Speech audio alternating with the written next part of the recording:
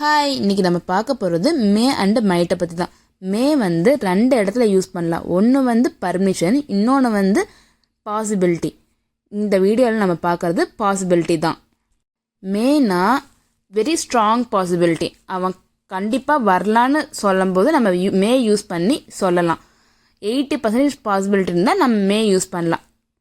Next வந்து மைட்னா கொஞ்சம் possibility, less possibility தான். அவன் வந்து வரலாம், வராமல் கூட போகலாம். வேலை இருந்தால் வராமல் கூட போகலாம்.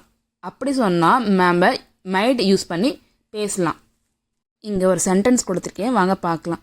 நம்ம ஃப்ரெண்டு ஒருத்தன் கேட்குறான், நாளைக்கு கெட்டுக்குதிரை வச்சுருக்கோமே, அவன் வருவானான்னு கேட்குறான். அவன் வரலான்னு நினைக்கிறேன்னு சொல்கிறோம். அப்போ இங்கிலீஷில் நம்ம சொல்லும்போது he may come tomorrow.